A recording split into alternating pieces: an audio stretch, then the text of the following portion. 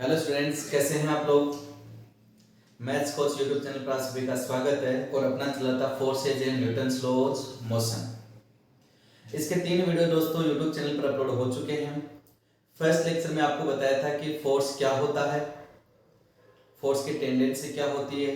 Second lecture में ये बताया था कि फोर्स के क्या क्या पैरामीटर्स होते हैं जो स्टेट ऑफ रेस्ट और स्टेट ऑफ मोशन को चेंज करते हैं। थर्ड लेक्चर में आपको बताया था कि change of state of motion होता कैसे है, किस टाइप का फोर्स लगे ताकि state of change of motion हो जाए। आज के लेक्चर में पढ़ेंगे कि वो कौन कौन से फोर्सेज हैं जो जो ऑब्जेक्ट है उसकी स्टेट ऑफ मोशन को चेंज करने के काम आते हैं। ओके, तो स्टार्ट करें। तो आज का लेक्चर है टाइप ऑफ फोर्सेज, यानी फोर्स के प्रकार। ठीक है, तो अपनी नेचर के अंदर बहुत टाइप के फोर्सेज पाए जाते हैं। जैसे ग्रेविटेशनल फोर्स है, किसी भी वस्तु को ऑब्जेक्ट को ऊपर फेंको वो नीचे आएगा ही आएगा, वहां पे कौन सा फोर्स काम करता है, ग्रेविटेशनल फोर्स। ठीक है, दो इलेक्ट्रॉन है, इलेक्ट्रॉन के बिटवीन चार्ज काम करता है। ठीक है ना। तो बहुत टाइप के चार्जेज हैं जो अपने नेचर के अंदर काम करते हैं। तो आज का lecture totally based on type of forces, जिसमें अपन फंडामेंटल फोर्सेज ऑफ नेचर के बारे में बात करेंगे। ओके, तो fundamental forces of nature, fundamental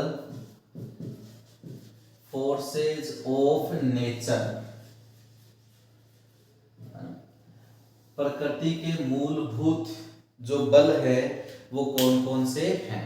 ठीक है, तो सबसे पहला जो फोर्स है वो आता है ग्रेविटेशनल फोर्स। कौन सा फोर्स आता है, gravitational force.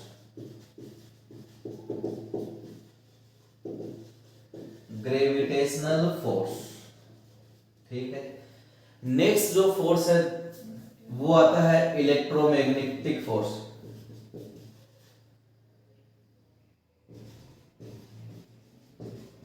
Electromagnetic force. Third number का जो फोर्स है वो आता है स्ट्रॉन्ग न्यूक्लियर फोर्स।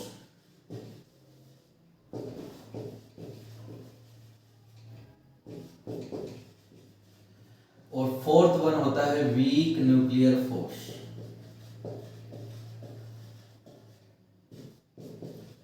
तो अपने नेचर के अंदर जो फोर्स पाए जाते हैं उनको अपन 4 कैटेगरीज में डिवाइड करते हैं। सबसे पहला है ग्रेविटेशनल फोर्स। अब ग्रेविटेशनल फोर्स क्या होता है, तो दो पार्टिकल्स, दो ऑब्जेक्ट्स के बीच में लगने वाला जो फोर्स है उसे कौन सा फोर्स बोलते हैं, ग्रेविटेशनल फोर्स। अब उनकी कंडीशन है कि दोनों पार्टिकल में कोई ना कोई मास होना चाहिए। ठीक है, तो उन पार्टिकल्स के बीच में जो फोर्स लगेगा उसे कौन सा फोर्स बोलते हो, ग्रेविटेशनल फोर्स बोलते हैं। तो ग्रेविटेशनल फोर्स होने की वजह क्या है, मास ऑफ दी ऑब्जेक्ट्स। अगर ऑब्जेक्ट्स में मास है तो उनके बीच में 100% कौन सा फोर्स लगने वाला है, ग्रेविटेशनल फोर्स लगने वाला है। ठीक है, अब ये जो ग्रेविटेशनल फोर्स है ये जनरली फील नहीं किया जाता। ठीक है, जैसे क्लास में आप 2 स्टूडेंट्स बैठे हुए हैं तो उनके बीच में ग्रेविटेशनल फोर्स जो जनरली फील नहीं किया जाता। दोनों स्टूडेंट्स का मास है कोई ना कोई, किसी का 30 वजन है, किसी का 50 केजी वजन है, लेकिन उसके बीच में जो ग्रेविटेशनल फोर्स लगने वाला है वो फील नहीं किया जा सकता। अगर फील नहीं किया जा रहा है इसका मतलब ये स्ट्रॉन्ग हुआ कि वीक हुआ, वीक फोर्स हुआ।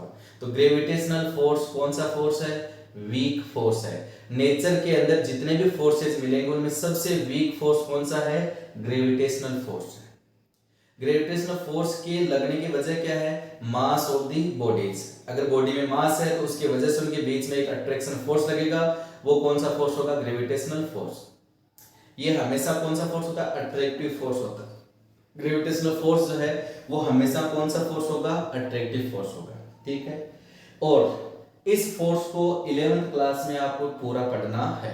ठीक है, तो इसको डिटेल में पढ़ा जाएगा 11th क्लास में, लेकिन अभी के लिए आपको थोड़ा सा इसका नॉलेज होना चाहिए कि ग्रेविटेशनल फोर्स होता क्या है, किस वजह से लगता है, वीक होता है कि स्ट्रॉन्ग होता है। ओके, तो ग्रेविटेशनल फोर्स क्या लगता है, मास की वजह से ना, it is by virtue of mass. Mass की वजह से लगने वाला जो फोर्स है उसे कौन सा फोर्स बोलते हैं, ग्रेविटेशनल फोर्स। लगता कैसे है ये भी बता देते हैं। ये 2 ऑब्जेक्ट हैं, इस ऑब्जेक्ट का मास m1 है, ये दूसरा ऑब्जेक्ट है, इस ऑब्जेक्ट का मास m2 है, इनके बीच की डिस्टेंस क्या है r। तो इनके बीच में लगने वाला फोर्स F बराबर होता है Gm1 m2 upon r square. ये क्या होता है, दो पार्टिकल्स के बीच में लगने वाला ग्रेविटेशनल फोर्स होता है। ठीक है, जैसा कि पार्टिकल्स के जो वेट नॉर्मली जनरली कम होता है, इसलिए ग्रेविटेशनल फोर्स भी कम ही मिलता है। लेकिन अगर बहुत बड़े लेवल पे बात की जाए तो अपनी अर्थ है, मून है, सन है, तो उनका मास बहुत ज्यादा हो जाता है, तो उनके बीच में लगने वाला ग्रेविटेशनल फोर्स बहुत ज्यादा हो जाता है। ठीक है, नॉर्मली इसको फील नहीं किया जा सकता, तो ये कौन सा फोर्स होता है, वीक फोर्स होता है। कौन सा फोर्स होता है, वीक फोर्स होता है। कौन सा फोर्स है, वीक फोर्स है। किस वजह से लगता है, मास की वजह से लगता है। इतना क्लियर है, ठीक है। और नेचर वाइज बात की जाए तो ये ऑलवेज क्या होता है, अट्रैक्टिव होता है, ऑलवेज अट्रैक्टिव इन नेचर। तो आपको पूछा जाए कि ग्रेविटेशनल फोर्स कैसा होता है, तो ये ऑलवेज क्या होता है, अट्रैक्टिव होता है। ओके, इतना सा नॉलेज आपको इसके बारे में इस चैप्टर के लिए होना चाहिए। टाइप ऑफ फोर्सेस पढ़ रहे थे तो आपको इसके बारे में पता होना चाहिए। बाकी इसको 11th क्लास में आप टोटली पढ़ोगे। कौन सी क्लास में पढ़ोगे, 11th क्लास में डिटेल में इसको पढ़ना। ठीक है, अब इलेक्ट्रोमैग्नेटिक फोर्स क्या होता है। तो दोस्तों इलेक्ट्रोमैग्नेटिक फोर्स के लगने की वजह होती है चार्ज, है ना। It is by virtue of charge. Charge की वजह से लगने वाला जो फोर्स होता है उसे कौन सा फोर्स बोला जाता है, इलेक्ट्रोमैग्नेटिक फोर्स। अब नेचर के अंदर इलेक्ट्रोमैग्नेटिक फोर्स की पहचान कैसे की जाएगी, तो जहां जहां कांटेक्ट हो रहा है, जहां जहां दो सरफेसेज के बीच में कांटेक्ट हो रहा है, वहां वहां आपका इलेक्ट्रोमैग्नेटिक फोर्स होगा। फॉर एग्जांपल अगर मैं बात करूं तो ये दोनों हथेलियां मैंने मिलाई, तो दोनों हथेलियों के बीच में क्या हुआ, कांटेक्ट हुआ, तो इन दोनों हथेलियों के बीच में एक फोर्स लगेगा, उसे कौन सा फोर्स बोलोगे, इलेक्ट्रोमैग्नेटिक फोर्स। मैंने इस बोर्ड को दबाया तो इस बोर्ड और मेरे हथेली के बीच में क्या हुआ, कांटेक्ट हुआ, तो बोर्ड और हथेली के बीच में एक फोर्स लगेगा, उससे कौन सा फोर्स बोलोगे, इलेक्ट्रोमैग्नेटिक फोर्स। ठीक है, ये किस वजह से लगता है, चार्ज की वजह से। अब देखो चार्ज कैसे हुआ, मेरी हथेली है तो मेरी हथेली के अंदर कोई ना कोई भाई एक मटेरियल है, भी एक ठीक है सब्सटेंस है, सब्सटेंस है तो इसके अंदर क्या है, चार्ज है, एटम्स हैं, एटम्स है तो इसके अंदर क्या है, चार्ज है। बोर्ड भी क्या है, एक सब्सटेंस है, इसके अंदर क्या है, एटम्स हैं, एटम्स है तो उसके अंदर क्या है, चार्ज है। तो इसके चार्जेस और इसके चार्जेस के बीच में एक फोर्स काम करेगा, जिस फोर्स को क्या बोला जाएगा, इलेक्ट्रोमैग्नेटिक फोर्स। क्लियर है, तो जितने भी कांटेक्ट फोर्सेस हैं वो सारे के सारे कांटेक्ट फोर्स जो है वो क्या कहलाएंगे, इलेक्ट्रोमैग्नेटिक फोर्स। ठीक है, तो कांटेक्ट फोर्स जो है वो कौन से फोर्स कहलाएंगे, इलेक्ट्रोमैग्नेटिक फोर्स। इतना क्लियर है। अब जैसे चार्ज की बात की जाए, भाई चार्ज अगर दो सेम नेचर के चार्ज है तो उनमें क्या होगा, रिपल्सन होगा, अगर ऑपोजिट चार्ज है तो उसमें क्या होगा, अट्रैक्शन होगा। तो इलेक्ट्रोमैग्नेटिक फोर्स जो है वो रिपल्सिव भी होता है और अट्रैक्टिव भी होता है, but gravitational force is always attractive. ठीक है, तो ये क्या होता है, अट्रैक्टिव भी होता है और रिपल्सिव भी होता है। ठीक है, अट्रैक्ट भी करता है और अपोज भी करता है। ओके, अब ये इलेक्ट्रोमैग्नेटिक फोर्स जो है वो दो टाइप के होते हैं, एक तो होता है इलेक्ट्रिक फोर्स, ठीक है, एक आता है मैग्नेटिक फोर्स।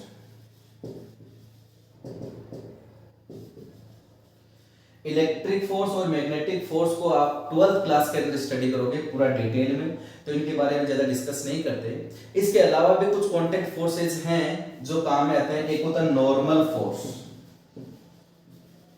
क्या होता है, नॉर्मल फोर्स।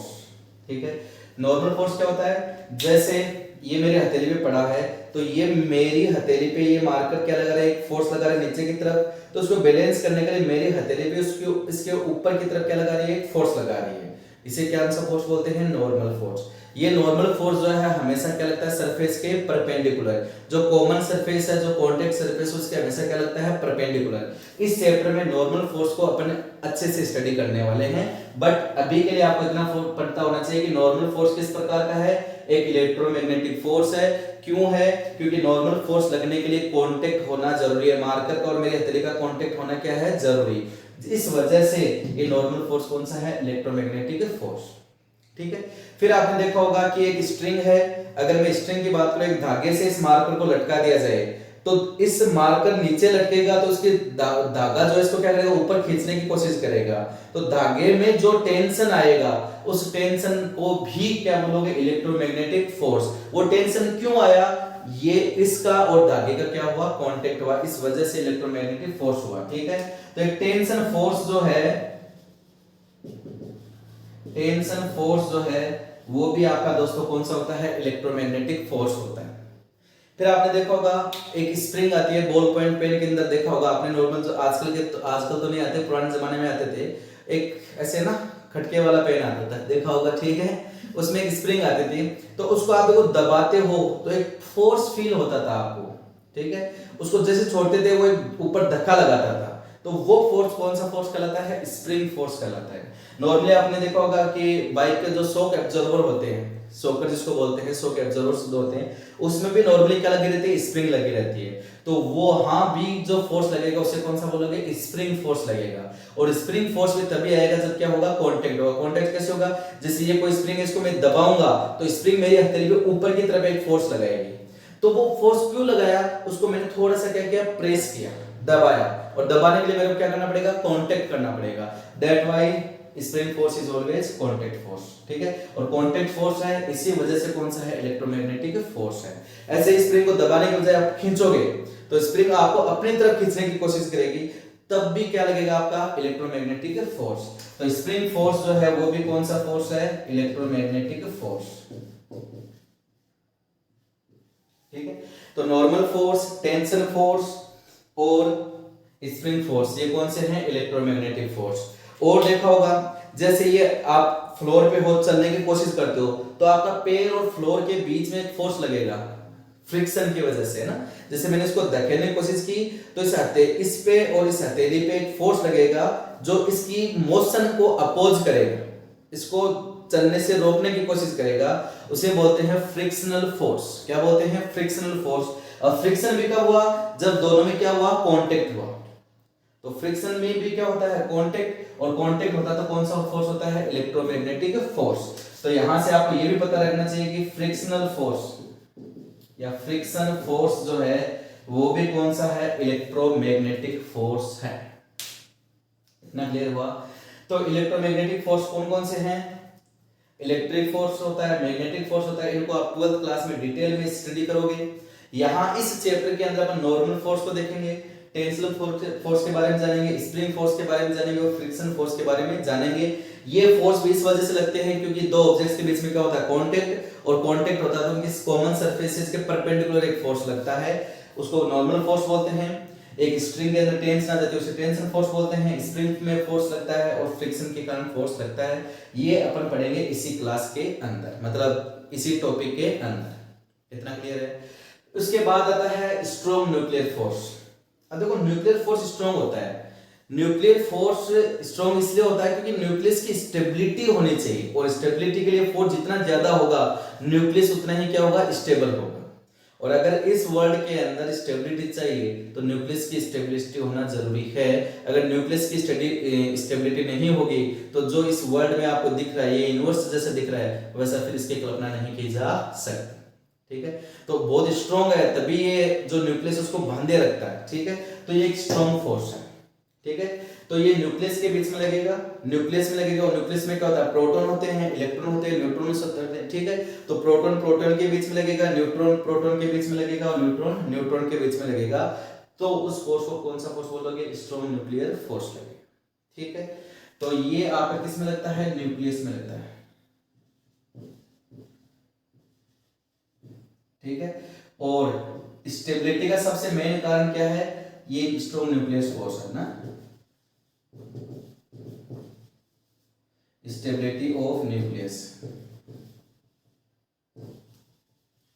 न्यूक्लियस की स्टेबिलिटी का मेन कारण क्या है, स्ट्रॉन्ग न्यूक्लियर फोर्स है, जिसको आप केमिस्ट्री के अंदर थोड़ा बहुत पढ़ोगे, बाकी इसके डिटेल में नहीं जाते हैं। अगर आप हायर एजुकेशन में जाते हो और वहां पर आप फिजिक्स लेते हो तो ये जो स्ट्रॉन्ग न्यूक्लियर फोर्स है, वीक न्यूक्लियर फोर्स है, इसके बारे में स्टडी करेंगे। इसमें भी फोर्स के बारे में स्टडी नहीं करेंगे, फोर्स की वजह से जो एनर्जी जनरेट होती है उस एनर्जी के बारे में स्टडी करेंगे कि उस एनर्जी का यूज क्या होता है। जैसे एक सबसे बड़ा प्रैक्टिकल एग्जांपल है न्यूक्लियर पावर प्लांट, वहां पे इन चीजों के बारे में स्टडी किया जाएगा। तो हायर स्टडीज के अंदर भी फोर्स कितना लगेगा, क्या लगेगा, उसकी स्टडी नहीं करेंगे अपन। फोर्स की वजह से, न्यूक्लियर फोर्स की वजह से जो एनर्जी जनरेट होगी उस एनर्जी में अपना क्या रहेगा, ज्यादा फोकस रहेगा, ज्यादा इंटरेस्ट रहेगा। ठीक है। वीक न्यूक्लियर फोर्स क्या होते हैं, अगर फर्दर आप देखा जाए तो न्यूक्लियस भी कहीं ना कहीं टूट जाता है। ठीक है। और न्यूक्लियस टूटता है तो किसमें टूटता है, न्यूट्रिनो, प्रोटीनो, एंटी न्यूट्रिनो के अंदर टूटता है। और उनके बीच में जो फोर्स लगेगा उसे बोलते हैं वीक न्यूक्लियर फोर्स। तो ये चीज भी अपने किसी काम की नहीं है, ये चीज भी अपने किसी काम की नहीं है। अपने काम की चीज है ग्रेविटेशनल फोर्स और इलेक्ट्रोमैग्नेटिक फोर्स। ग्रेविटेशनल फोर्स को भी आप 11th क्लास में डिटेल में स्टडी करने वाले हो। इलेक्ट्रिक फोर्स और मैग्नेटिक फोर्स को आप 12th क्लास में स्टडी करने वाले हो। और normal force, tension force, spring force और फ्रिक्शनल फोर्स को आप इसी चैप्टर के अंदर डिटेल में स्टडी करने वाले हो। ठीक है।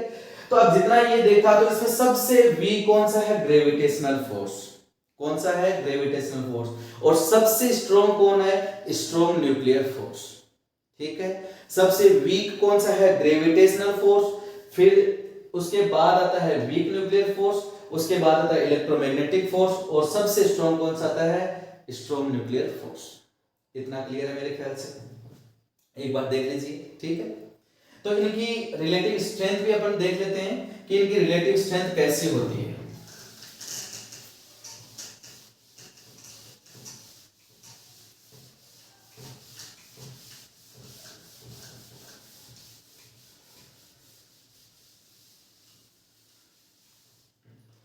तो रिलेटिव स्ट्रेंथ,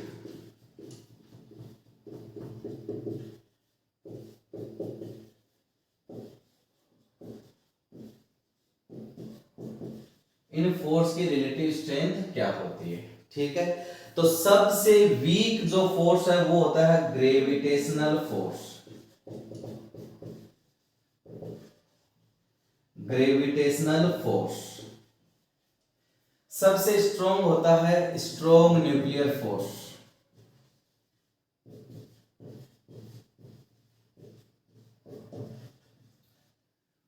उसके बाद होता है इलेक्ट्रोमैग्नेटिक फोर्स।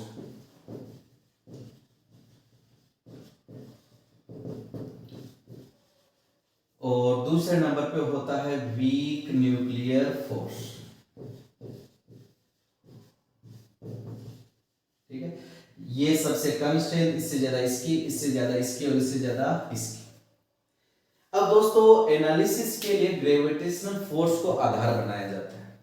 इनकी रिलेटिव स्ट्रेंथ जो है वो ग्रेविटेशनल फोर्स के बेसिस पे चेक की जाती है कि ग्रेविटेशनल फोर्स के रेस्पेक्ट में ये कितना स्ट्रॉन्ग है, ग्रेविटेशनल फोर्स के रेस्पेक्ट में ये कितना स्ट्रॉन्ग है, ग्रेविटेशनल फोर्स के रेस्पेक्ट में ये कितना स्ट्रॉन्ग है। तो इनकी रिलेटिव स्ट्रेंथ जो है वो चेक की जाती है ग्रेविटेशनल फोर्स के रेस्पेक्ट में। ठीक है। अब अगर इनकी रेस्पेक्ट में आप रिलेटिव स्ट्रेंथ देखोगे तो ये जो वीक न्यूक्लियर फोर्स जो है वो ग्रेविटेशनल फोर्स से लगभग 10 टू पावर 25 मोर स्ट्रॉन्ग होता है, मोर स्ट्रोंगर देन ग्रेविटेशनल फोर्स।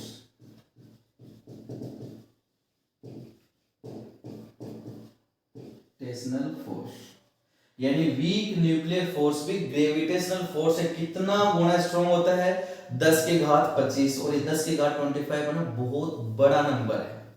क्या है, बहुत बड़ा नंबर। अगर मैं इलेक्ट्रोमैग्नेटिक फोर्स की बात करूं, ये 10 to power 28 more stronger than gravitational force. ये जो है ग्रेविटेशनल फोर्स से कितना गुना ज्यादा होता है, 10 की घात लगभग 25, आई थिंक 26 होता है शायद। ये 25 होता है और ये कितना होता है, 26 होता है। ठीक है। और ये वाला जो है वो 10 to power 38 more stronger then